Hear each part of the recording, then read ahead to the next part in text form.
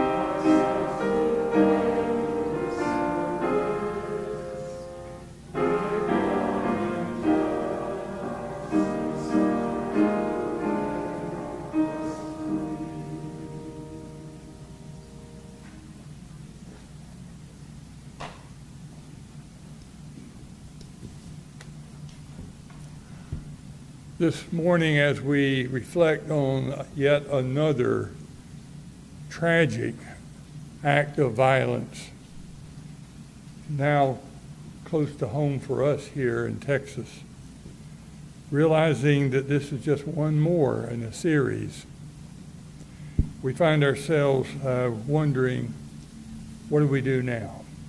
Where do we go from here? We thought you should hear this excerpt from a letter from Susan Frederick Gray, who is the president of the UUA, and it's titled, "We All Deserve to Live in Our Communities Without Fear." And she says in the opening that, like many of us, her heart aches for the children, the teachers, the school staff, the families, first responders, and the entire community in Uvalde, Texas. And she's lifting all of them up, for the losses that they've experienced and the violence that occurred there this week. Then she goes on to say, and this is what we want you to hear this morning in her letter. Unitarian Universalists have a long history of supporting common sense gun safety measures that would make all of our communities safer. In 1991, the UUA passed a general resolution that recognized that safe coexistence within society requires reasonable compromise with the concept of absolute personal liberty. This was followed in 1972 resolution that advocated for reasonable gun legislation measures. We are currently experiencing higher rates of gun violence in schools than we were prior to the onset of the COVID-19 pandemic. According to the Washington Post, the massacre in Uvalde was one of at least 24 acts of gun violence committed on K-12 campuses during regular hours already in 2022. Those shootings have left at least 28 people dead, making this year so far already the third worst since 1999. So while we pray for the victims and their families and provide support and comfort for their communities, we must also demand action to pass reasonable gun safety regulations.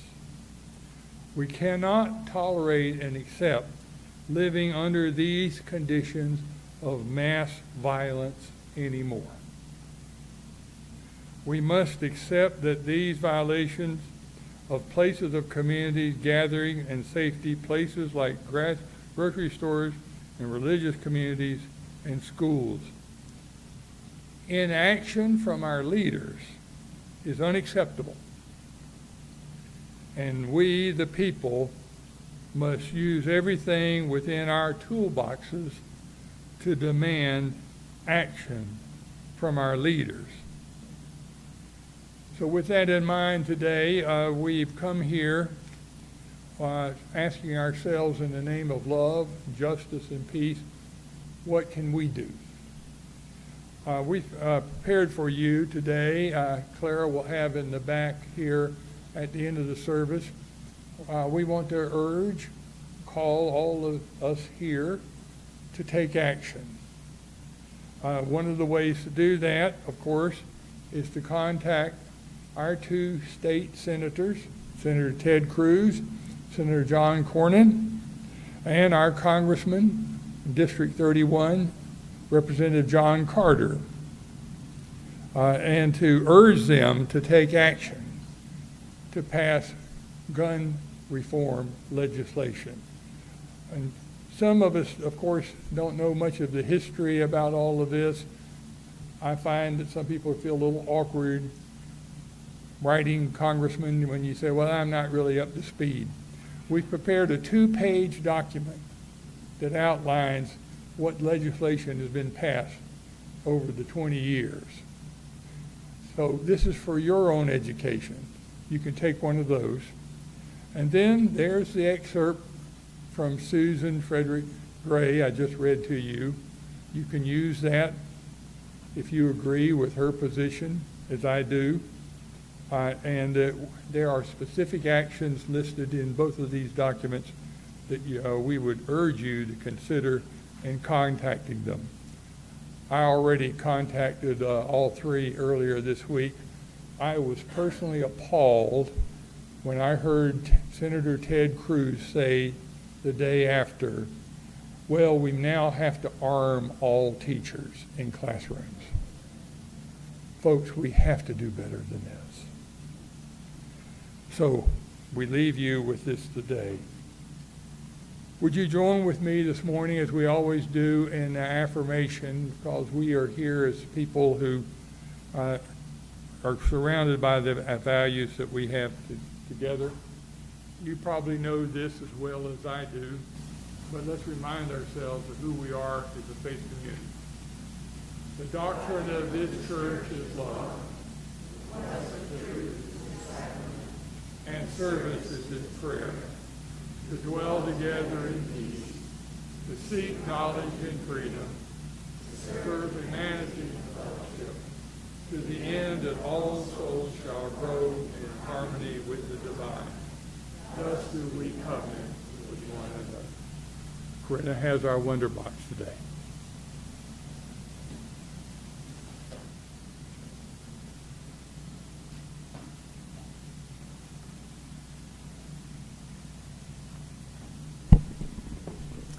It's good to be with you all today.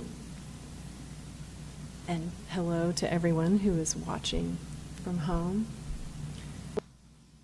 It is times like these that when we are together and share our own perspectives and our own guesses, our own truths, that we learn from one another. So this Wonder Box is still an important thing to help us learn and grow. It's not a lot of noise in there, which I guess is always a hint. Does anyone want to make a guess as to what might be in here today? I forgot. It's empty air. Anything else? Paper, a feather, flower. All right. A letter.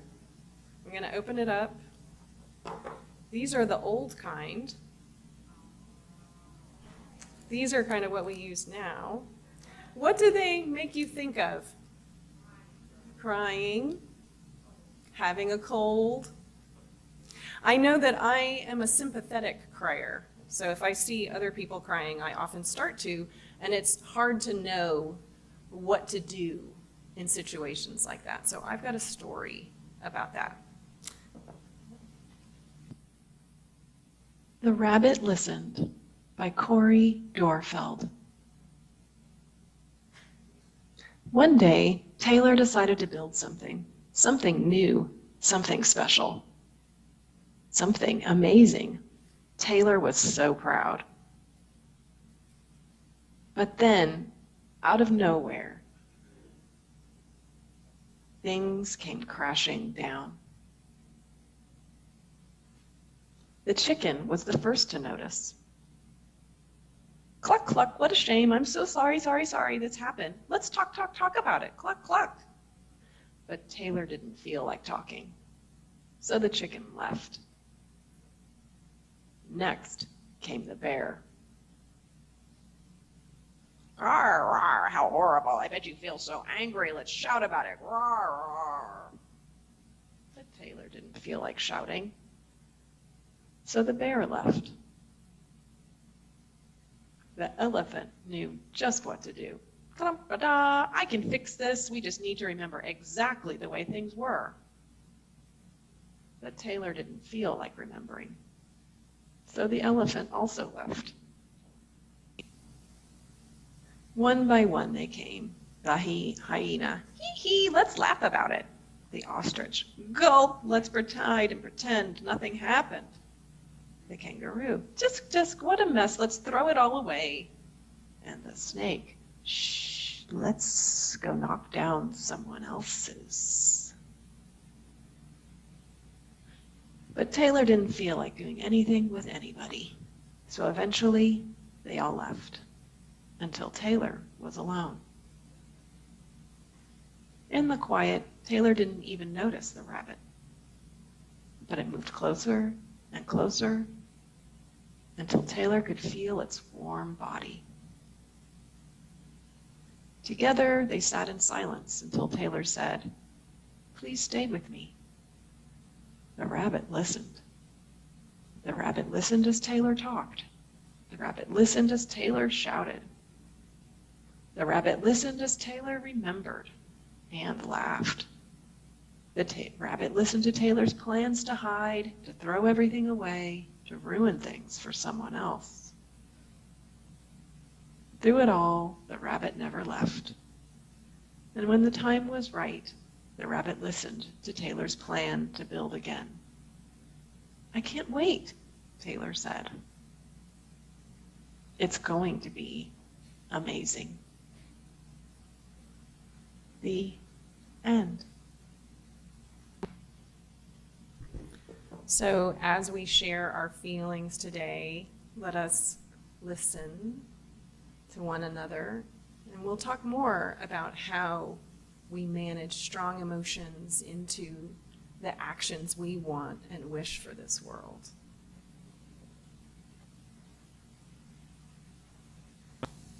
Times like these, we find ourselves wondering, is it really possible to live in peace? If you would look in your hymnal, in the back, there's a responsive reading, number 577. We're going to reflect together using this particular responsive reading. For those of you who may be watching the service at home and you do not have the hymn book, I'm going to teach you what the congregational response is and invite you to share that after each phrase. And the response is, it is possible to live in peace. It is possible to live in peace. This particular reflection is from Mahatma Gandhi. Many of you recognize Gandhi's name. Martin Luther King Jr. was inspired by the nonviolent action and response of Gandhi. And so Gandhi wrote these words as part of his credo. Would you join with me as we reflect together using these words? If someone with courage and vision can rise to lead in nonviolent action, the winter of despair can, and in the twinkling of an eye, be turned into the summer of hope. It is possible to live in peace. Nonviolence is not a garment to put on and off at will. Its seat is in the heart, and it must be an inseparable part of our being. It is possible to live in peace. Nonviolence, which is a quality of the heart, cannot come by an appeal to the brain. It is a plant of slow growth, growing imperceptibly, but surely. It is possible to live in peace. If a single person achieves the highest kind of love, it will be sufficient to neutralize the hate of millions. It is possible to live in peace. If we are to reach real peace in this world, and if we are to carry on a real war against war, we shall have to begin with the children. It is possible to live in peace. The future depends on what we do in the present. May it be so.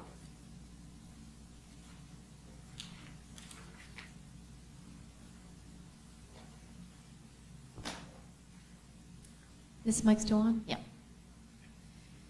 At this time, we're going to pass the basket of candles. So if you would please take one and pass it back.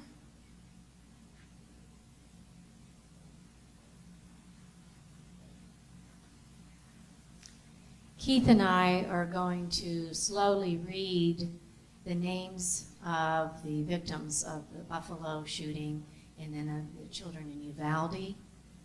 And any time that you feel so moved to light your candle and bring it up, you can place it on the table. If we run out of space on the table, you can place it by the chalice, by the bowl, or on the piano, anywhere you feel called to place this light of peace.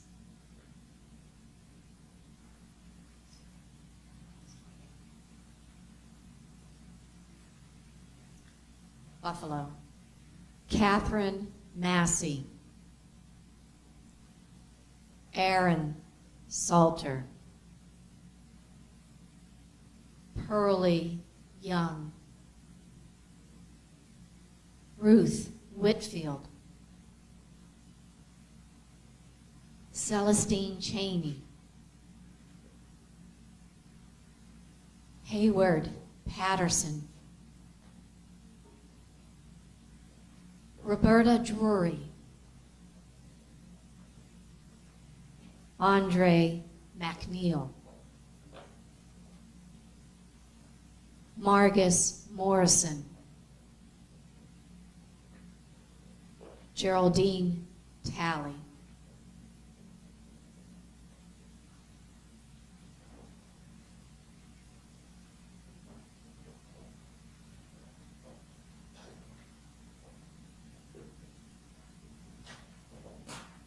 Now we want to share the names of those who were lost in Uvalde this week.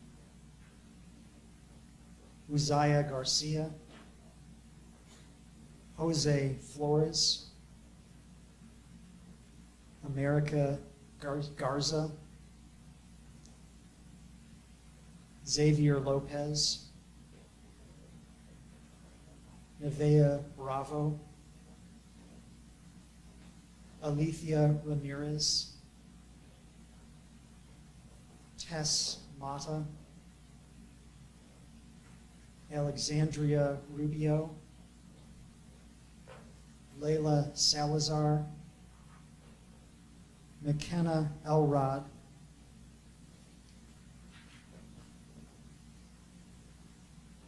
Jace Livanos, Jayla Siguero, Eliana Garcia, Eliana Torres,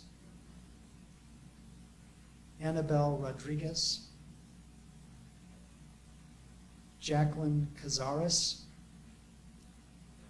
Maite Rodriguez, Rogelio Torres,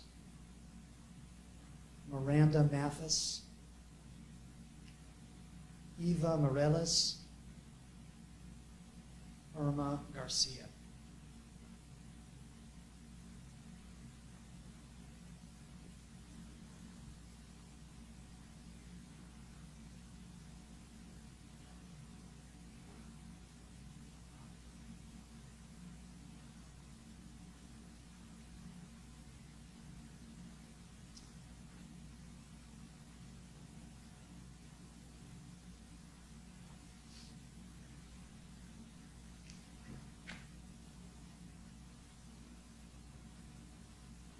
We now want to move to a reflection, a lament, maybe more of a Jeremiad, to reflect on what happened this week.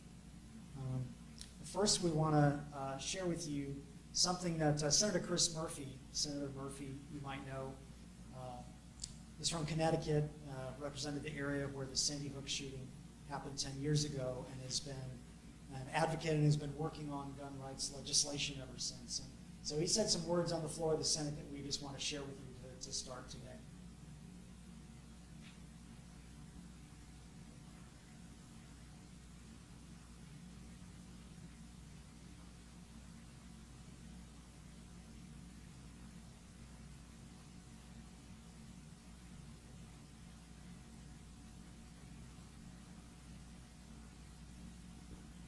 What are we doing?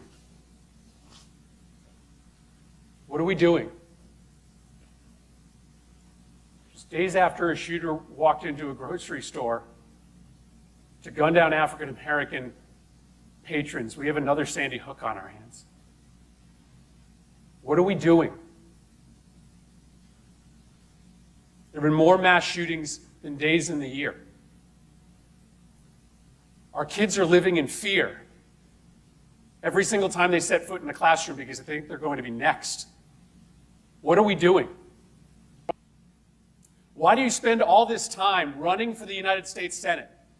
Why do you go through all the hassle of getting this job, of putting yourself in a position of authority? If your answer is that as this slaughter increases, as our kids run for their lives, we do nothing. What are we doing? Why are you here? If not to solve a problem as existential as this. This isn't inevitable. These kids weren't unlucky. This only happens in this country and nowhere else. Nowhere else do little kids go to school thinking that they might be shot that day. Nowhere else do parents have to talk to their kids, as I have had to do, about why they got locked into a bathroom and told to be quiet for 5 minutes just in case a bad man entered that building. Nowhere else does that happen except here in the United States of America, and it is a choice. It is our choice to let it continue. What are we doing?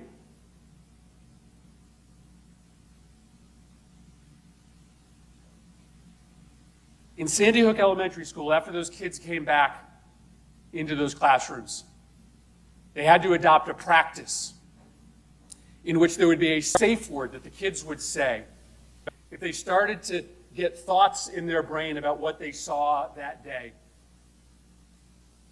If they started to get nightmares during the day, reliving stepping over their classmates' bodies as they tried to flee the school. In one classroom, that word was monkey. And over and over and over through the day, kids would stand up and yell, "Monkey!" And a teacher or a paraprofessional would have to go over to that kid, take them out of the classroom, talk to them about what they had seen, work them through their issues. Sandy Hook will never, ever be the same. This community in Texas will never, ever be the same. Why? Why are we here? If not to try to make sure that fewer schools and fewer communities go through what Sandy Hook has gone through, what Uvalde is going through. Our heart is breaking for these families. Every ounce of love and thoughts and prayers we can send, we are sending. But I'm here on this floor to beg, to literally get down on my hands and knees and beg my colleagues.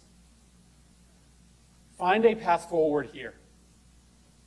Work with us to find a way to pass laws that make this less likely. I understand my Republican colleagues will not agree to everything that I may support, but there is a common denominator that we can find. There is a place where we can achieve agreements that may not guarantee that America never, ever again sees a mass shooting. That may not overnight cut in half the number of murders that happen in America. It will not solve the problem of American violence by itself. But by doing something, we at least stop sending this quiet message of endorsement to these killers whose brains are breaking, who see the highest levels of government doing nothing, shooting after shooting. What are we doing? Why are we here? What are we doing?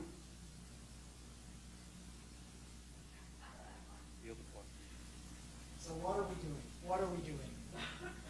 I want to share with you excerpts from two different opinion pieces I read this week that certainly echo my feelings in the wake of this horrible shooting in Uvalde, and then I'll share some of my own thoughts.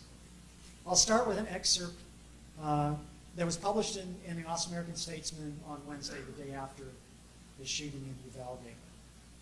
A shocked community in Uvalde will mourn Tuesday's senseless slaughter of 19 children and 2 teachers at an elementary school. If we're being truthful, no one in America is surprised when someone carrying a gun and hate in their hearts opens fire on innocent people. It happens with outrageous frequency. Our state alone has endured 8 mass shootings since 2009, with a collective fatality count of at least 101 people. What is unimaginable is that we do nothing. Not after Sandy Hook, not after El Paso, not after Sutherland Springs, not after all the other mass killings in America. It begs the question, how many more innocent people must die before our elected officials do something about gun violence? How many more innocent children must have their lives snuffed out? What will it take to compel meaningful, substantive action? In the last legislative session in 2021, Texas Republicans who control the State House, Senate, and Governor's office passed 22 new gun bills, almost all aimed at easing, not strengthening, gun restrictions in the state. Indeed, Governor Greg Abbott signed into law a bill that allows almost anyone to openly carry a gun without training or permit. Instead of addressing the root of the problem, a culture awash in guns, the legislature has passed laws that put the onus on schools and teachers to keep students safe. Instead of decrying a culture that is dangerously obsessed with guns, Abbott celebrates it. Polling shows that Abbott is out of step with a majority of Texas voters in allowing people to openly carry guns without a permit. 59% of Texans oppose it, according to a University of Texas Tribune poll last year. 3/4 of Texas voters said the state should require criminal and mental background checks before allowing people to buy guns. This is in Texas. While Texas parents worry if their children will be safe from someone who shoots up their school, Texas GOP leaders lash out at imaginary enemies: critical race theory, COVID mask mandates, transgender children and their parents. Are these the priorities we want our elected officials wasting their time on when our kids are dying at school? Our elected officials owe us more than thoughts and prayers. Addressing gun violence is in our power. We must demand action. Our children are dying. I next want to share with you excerpts from a column by Charles Blow in the New York Times. He's a columnist in the New York Times. This was also published on Wednesday. Republicans have allowed guns to proliferate while weakening barriers to ownership, lowering the age at which one can purchase a weapon, and eliminating laws governing how, when, and where guns can be carried. They have done this in part with the help from conservatives on the Supreme Court, who have upheld a corrupt and bastardized interpretation of the Second Amendment. But Republicans have also done so by promoting fear and paranoia. They tell people that criminals are coming to menace you. Immigrants are coming to menace you. A race war or racial replacement is coming to menace you. And the government itself may be coming to menace you. The only defense you have is against this menace is to be armed. No other country has the level of American carnage. And this is not a both sides equally issue. The The lion's share of the resistance to passing federal gun safety laws falls squarely on Republican shoulders. And before we can fully mourn one massacre, another one happens. It was just over a week ago that a white supremacist terrorist gunned down 13 people in a Buffalo grocery store. In fact, according to Gun Violence Archive, there were more than 611 mass shootings in the United States in 2020. That's not only one a day, it's approaching 2 a day. There's no great mystery about why we are where we are in this country when it comes to gun violence. We shouldn't and must not pretend that this issue is complicated. It's not. We are not addressing our insane gun culture and the havoc it is wreaking because the Republican Party refuses to cooperate. There is death all around us, but for too many Republicans, it is sad inconvenience rather than impetus for action. So I believe that the gun violence we see in this country every day is not only a social issue, it's a political issue, it's a moral issue. As you heard, as Lou shared with us, Susan Frederick Gray affirmed in a statement this week that UUs have a long history of taking stands against gun violence and for reasonable gun safety measures for many decades. At this moment, I think we have to be clear about what it is it will take to pass common sense gun safety laws in this country. Republicans like Senator John Cornyn are reportedly talking with Chris Murphy this week. There's a possibility we may see some legislation as early as next week. That's what is being reported. But we have seen this before. After Sandy Hook, Charleston, Las Vegas, there's been moments when we thought something was going to happen and nothing happened. So I want to come back to the question that Senator Chris Murphy was asking. What are we doing? What are we doing? I think he was directing that question at his fellow senators, but he was also asking a question to all of us. What are we doing to stop the insanity of gun violence? After seeing shootings and school shootings and university shootings and church shootings and grocery store shootings, and then seeing no action, it can lead to a sense of hopelessness, like nothing can ever change. And I do not think we will see significant changes in gun safety laws until significant changes happen in the makeup of our state legislatures and in Congress. That's just what it's going to take. However, the good news is that here in Williamson County, candidates at the state and federal level who supported gun safety, common sense gun safety laws, won the most votes in 2016, in 2018, and 2020. It's not hopeless. Those were all elections with very high voter turnout. In fact, in 2020, we had turnout of 75%, the highest we've ever seen in Williamson County, at least in many decades. So people are paying attention. They are activated here in Williamson County where we live. There are some pundits who are predicting that the election in November will be a bad one for progressives and those who support gun safety. However, many pundits were wrong in 2018 and underestimated the support for progressive candidates that year. Now, I realize that probably everyone in this room votes for elections. We're the folks who vote, right? But we have thousands of new residents in the county who have never voted before. If you want to get people registered to vote, please talk to me. I've been a volunteer deputy registrar in Williamson County and Travis County for 14 years. I can help you help people get registered to vote. And we have to get people to the polls in November. If you want to help get people to the polls, talk to me. I can help you in that regard as well. And I'm sure many of you will be working on that in November. At a rally for gun safety outside the NRA convention in Houston yesterday, a certain candidate for governor told the crowd, the antidote to despair is action. And I urge you to avoid despair and take action. Get involved. So I'd like to take the time if anyone else has something that you would like to share. Now is an opportunity to say anything that might be on your mind.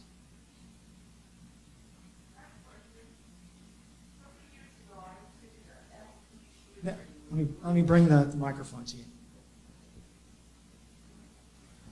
Hello, everyone. I'm Anya Juanrico. I used to go to church here a long time ago, but now I'm back. A couple years ago, I attended an active duty shooter training put on by the Williamson County Sheriff Department, Georgetown Police Department at Christensen Church. Will we be having any type of active duty shooter training here? Very good question. I think we could propose it to our board to explore that.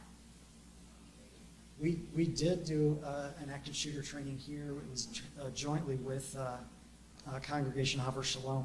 What was that, probably 3 or 4 years ago, but it's certainly something we may want to revisit. Anyone else?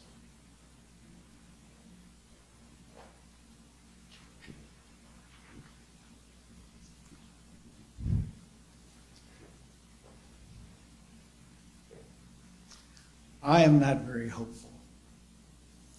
The legislatures that we have, the state and the federal level, are not the ones we deserve. They're the ones that are bought by the highest contributors. The people that have been elected are protected. They live in a different world. Ted Cruz travels with police protection, Secret Service protection, and a military platoon that will take care of him if he is injured, shot, attacked, whatever. These people do not live in our world. They're not at risk. They've got nothing to lose. They are bought and paid for.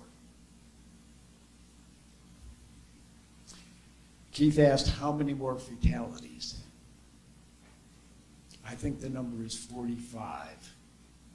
There were 22 killed in Uvalde.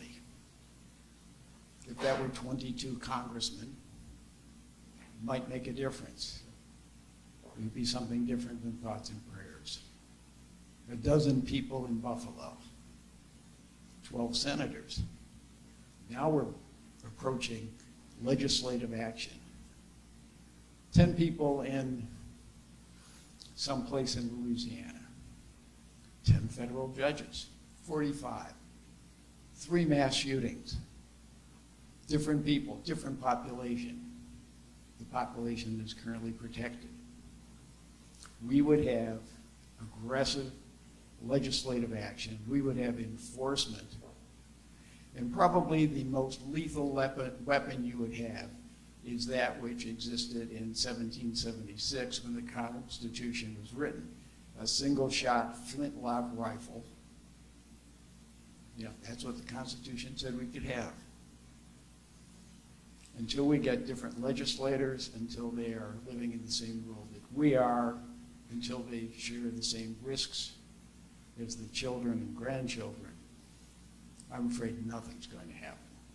So, sorry.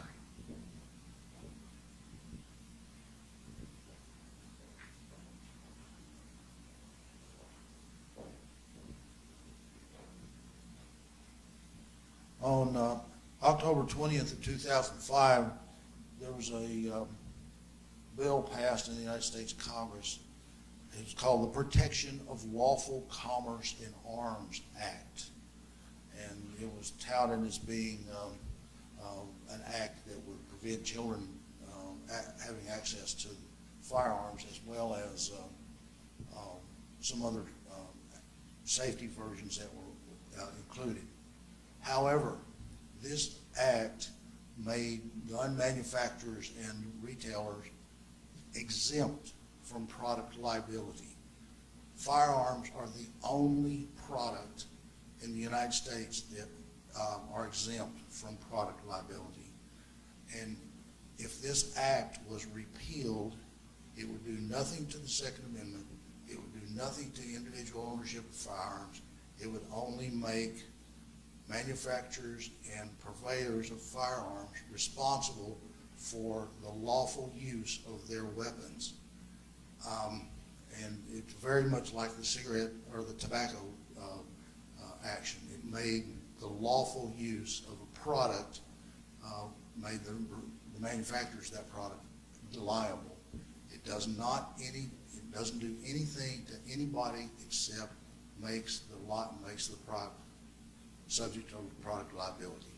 And I've written to both Cornyn and Cruz several times mentioning this particular thing, and I get a response back saying thank you for your interest, but we have other priorities at this time.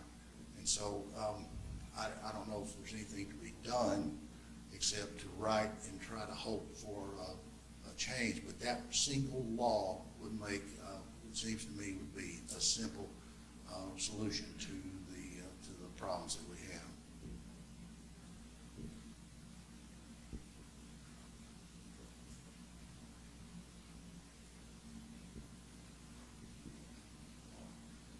Hi, my name's Clara Dugan. I would just say, don't be afraid to talk to your Republican friends and neighbors. I love it. The only thing you have to remember is seek first to understand before being understood. I was getting my tires changed at Walmart the other day, and I was talking to the guy at the register, and got talking about where I live and where he lives. He lives very close to me. And I told him exactly where he lives, and he said, oh, yeah, you're the person who always puts the sign on their lawn. I put 3 or 4 signs on my lawn because I'm in such a prominent spot. And I have to take them in at night, or I have to rebuy them in the morning. But he said, my wife loves it. And I said, your wife loves it? He said, yeah. I said, what's the most important issue to you in America? And he started with pay equity. He was personally involved as a consultant with the highway, and he made much more money than a lot of his colleagues, and he didn't think that was right. And he went on to state 2 or 3 other clearly Democratic issues. And he said, I said, and you're not a Democrat? He said, I drank the Kool-Aid for a long time, but not anymore. And it's just fun. It's fun. So don't run away from talking to your Republican friends and colleagues.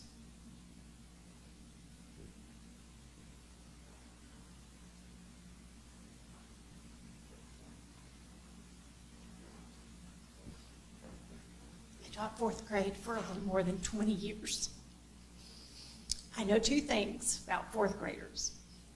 They still love their teachers, and they're old enough to tie their own shoes.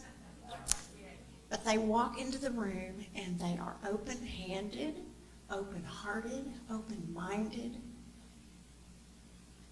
and they are so trusting. You can ask them to stand on their desk and make funny faces, and they will do it.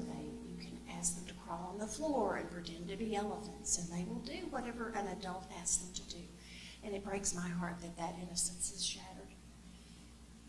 And I want to say the name of Caleb Kimball, my grandson, who's a 4th grader, and he's safe today.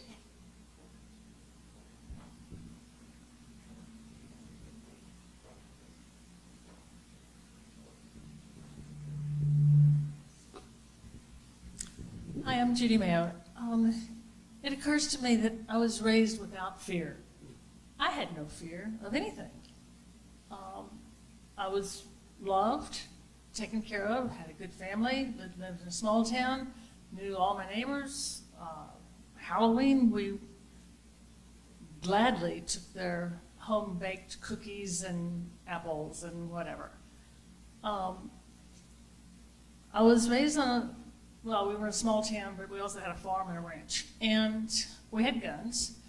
And my mother, who I think now was scared to death, but she never showed it, had the 10 golden rules of gun safety on the wall next to the door.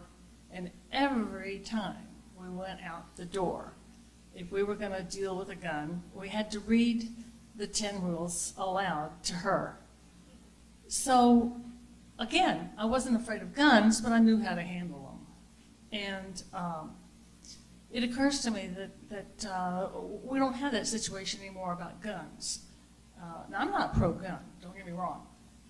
And what I had was a one-shot shotgun. You had to break the thing in two to put the next bullet in. So the only thing I ever killed was a cactus. But anyway, I guess where I'm going is that I don't think, I find it hard to understand how now people have to live with fear. I mean, what did they do to deserve that? And so I agree with those who want to take action, and I hope I can help too.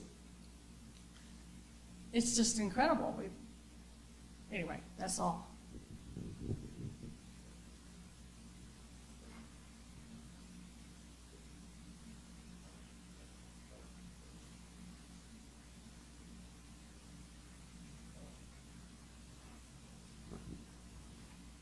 I'm Carolyn Cesano, and my partner and I work with unstable populations.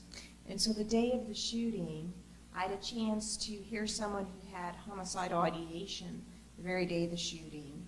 That very same day, I learned that there will be a national hotline. All you have to do is dial 988, and you will be immediately connected with a mental health counselor. And you think, I'm not going to use that. But if your heart is open, and you encounter people in your life, you may need it. So that girl, that day, is going to do that. So I just want to encourage people to know that there's something you can do at the individual level, even if the system level feels hopeless.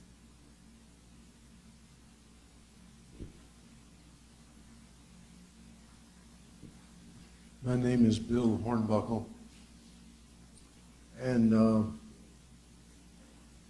the further we get into this, the more I realize what a bubble I live in.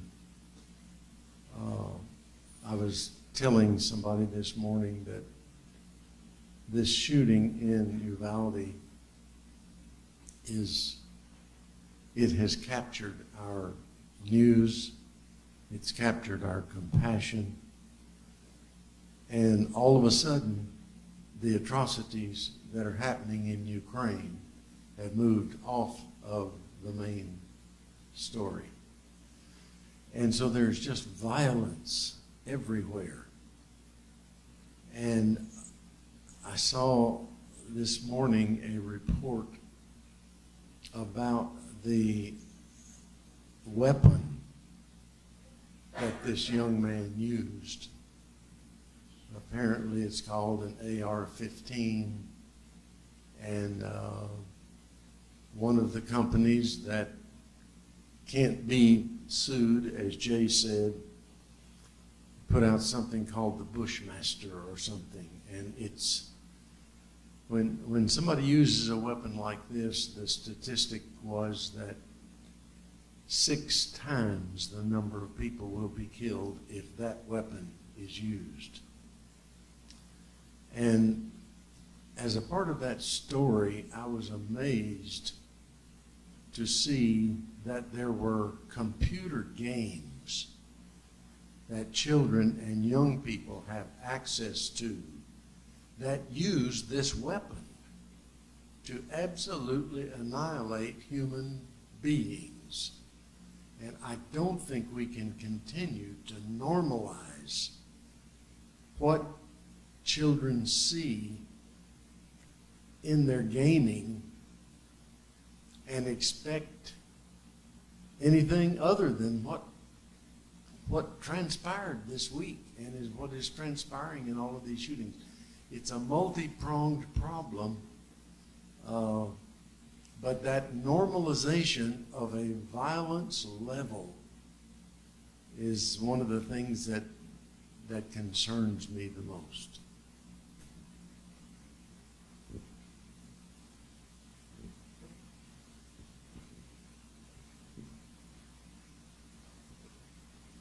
My name is Rita Wittgenstein, and I was a first, second, and fifth grade teacher for 25 years. And I think of those children that are in schools today and the fear that they must have now that the shooting, even if they're in another state, that they must have now, and the complications from that. The children in Uvalde, the ones that are left behind. Yes, when I was a teacher in high school, I went into lockdown. Sorry.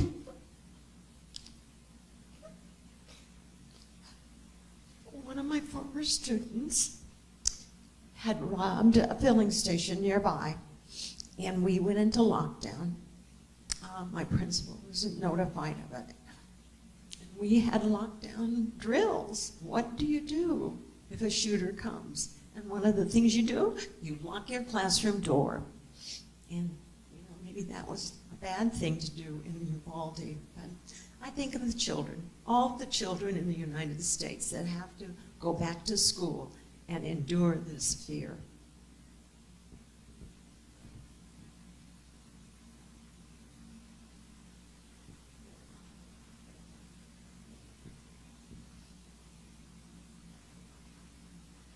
Hi, everybody. My name is Kelly McGinty, and my daughter is Nola, and she is an elementary school student.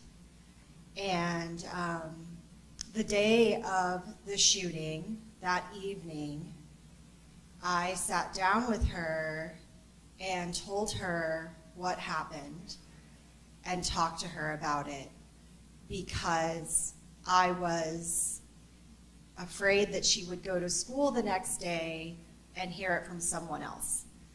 And I wanted to be the person that she heard it from. And, I was surprised by her reaction because she seemed fairly unconcerned. And she wasn't unconcerned about who it happened to and where it happened. She was unconcerned for herself and her own school. And I think that this goes back to the normalization of these things. I am a 5th generation Texan. Nola is a 6th generation Texan. And so I am eagerly awaiting and watching through generational memory the changing of this state. And I still maintain some hope because I have seen some change, very slowly, but I've been watching it. And, they want to arm teachers. That is not a solution. I hear more about doors and teachers than I hear about guns, and it's a problem. Gun regulation should be the changes we are seeing because, we regulate our cars. We need to be regulating guns. We regulate women's bodies, but we can't regulate guns. And where nobody's trying to take anybody's guns away from them, right? That's not what's happening. All people want is, like Keith said, some common sense gun reform. And until that happens, this is what we're gonna be having to deal with, and this is what we're gonna be having to do. Until there is gun reform, this is not going to stop. I also work in mental health. I think it's great that they're talking about mental health reform. I don't see why we can't do both. I think mental health should be prioritized equally to, if not more than, physical health. I think mental and physical health impact each other. And I think that guns being the #1 cause of death in this country for children is devastating. I also grew up in a military family. There is not one single male member of either side of my family that did not serve in the armed forces. So, you know, I know what AR-15s are and what they're used for, and they're not for hunting. You know, they're not for anything but slaughtering of other human beings. That is the truth. That is what those guns are for, and that is what they're being used for. And I'm really glad we did this today. I appreciate this being put together last minute so that we could all be together here and hold this space here with each other. It means a lot to me. I didn't bring Nola today. I gave her the day off. So, but I don't know who wants to go next. Thank you.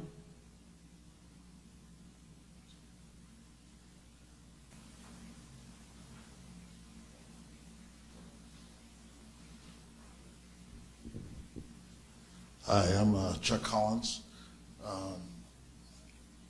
When I was 19, at 19 I started carrying an M16 for work. I was in the Air Force, and like Kelly was saying, my family was a military family. I can't for the life of me understand how we let 19-year-old kids, 18-year-old kids, purchase weapons like this and be able to carry weapons like this. When I was in the Air Force, some of us had personal weapons. Here, where they weren't, was in our houses. I didn't have one, but several of my colleagues did. They had to be kept in the armory. Right? Our weapons that we use for work had to be kept in the armory because they're designed to kill and maim and destroy. Right? It's not something that you can just have with you when you're on base. You're just not allowed to do it. I don't understand why we have those rules for the Army and the Air Force and the Marines and people who we charge to take care of our defense, and how we allow in other parts of our lives just let these kids have guns like that and not be supervised. I know in Texas, I think you don't have to have a license to carry. We were trained constantly. You're at the range learning how to shoot, but gun safety was part of every briefing before you go out to work. Right? It was taken very seriously. And I just don't, if we don't allow it in the military, I don't understand why we don't allow it, or why we do allow it here.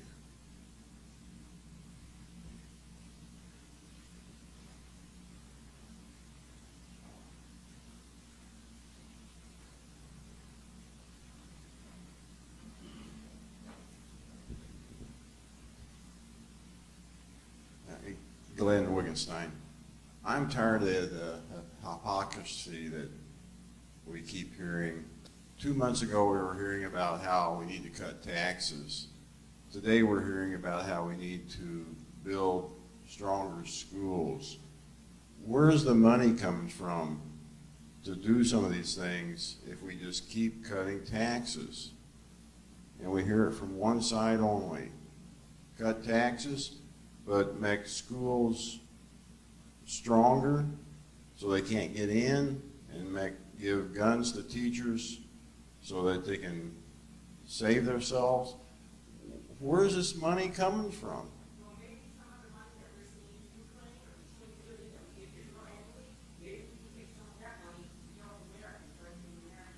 I don't disagree with you at all, but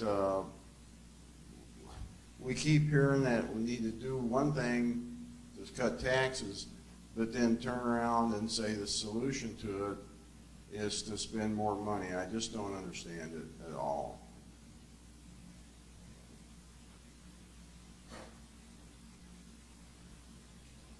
Hi, I'm Helen. I have several comments kind of tying these things together. I'm a regular listener of NPR in the morning, and so every day there's been a lot of coverage.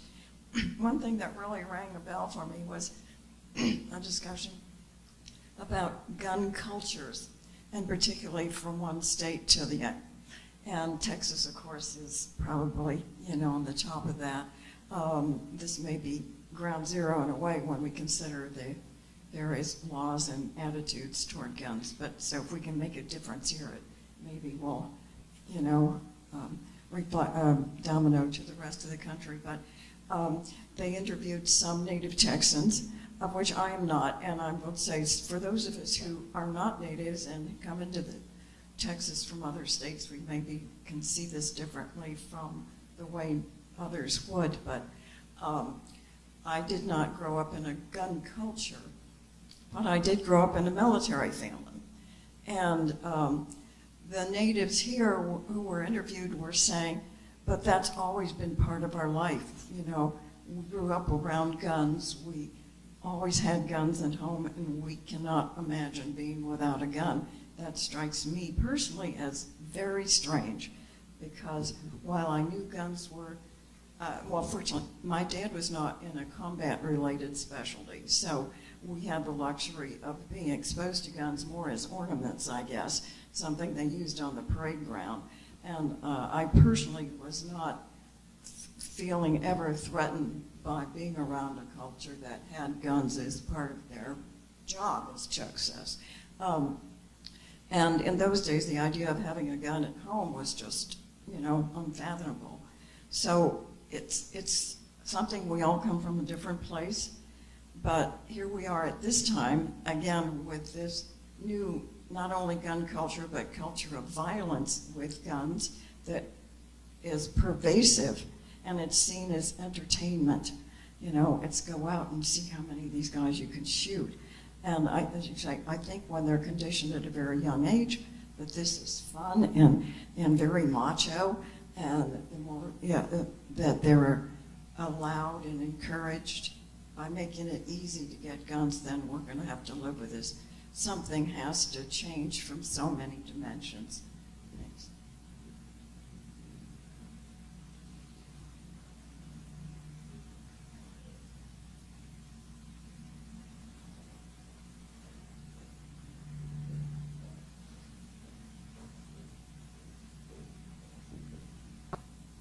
Thank you, Keith.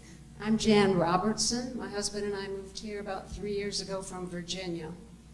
I'm from a family of teachers. I taught 2nd and 4th grade in Virginia, and I spent most of my career as a school psychologist in urban settings in Virginia, suburban, but mainly in small rural communities, such as the one where this tragedy occurred. And I'm going to back up what Kelly said. The mental health resources are just not there that are needed. As a school psychologist, the recommendation is there's 1 per 1,700 students. 500 students. I had 1,700 students usually on my caseload.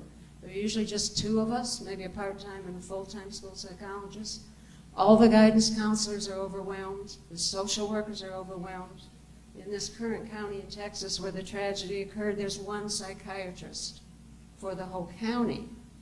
Trying to get the families transported to the mental health services is a major issue. But I want to talk more about the bullying aspect. Most schools have anti-bullying programs, and they work very hard. They work with the bullies, they work with the victims, etc. But we have a culture in this country that normalizes bullying. This young man's father spoke on the CNN or some station recently, in the last few days. He said, my son would have shot me too. I abandoned him. This man lives with his girlfriend several miles toward San Antonio, working road work, heavy-duty road work. He loved his son, but he rarely had time to be with him. The young man had been practically abandoned by his mom, and I have a feeling he had a pretty bad relationship with the grandparents. I'm not blaming the parents either, but this entire family, he had diagnoses, ADHD and some other things. He was underserved. His dad said he was bullied in high school because he had 1 pair of jeans that he wore every day. And the everyday regular students were bullying him his whole life. So he drops out of high school, feels he has nothing to lose. His parents have left him. Professionals haven't been able to help him. I'm not excusing what he did, but we need to train our children that bullying is social shunning. Social shunning is one of the most powerful things we can feel as humans, that we are not part of the group. And you take a young man with high testosterone, 18 to 24-year-old young men are loaded with testosterone. He's been angry his whole life. He's been abandoned. He had access to guns. He had access to the money to buy all that ammunition and the guns, which I'm not sure where that came from, whether they got it from the grandparents or who knows what. We obviously need the gun control thing. But the mental health issue underneath this, kids think it's fun to tease other people. They don't understand when you're in poverty, what that can feel like not to have anyone supporting you. So I really feel for the bullies of this world and for the people who are bullied. Tom, you want to say anything else? You didn't want me to speak, kind of thing. I feel just really strongly about the total situation we have in our country. It's so multifaceted. So maybe we as a congregation can do something to support the anti-bullying programs in the local schools. And schools are teaching kindness. Oftentimes you see big placards about kindness now, and it's very important. It's very important. So these little children growing up without the support that they need, mental problems, I don't know if he had learning disabilities or whatever, that can be an underlying factor in all of this. Thank you, everyone, for sharing, thinking about reflecting on what happened and thinking about what we might do. What are we doing? The question for the day.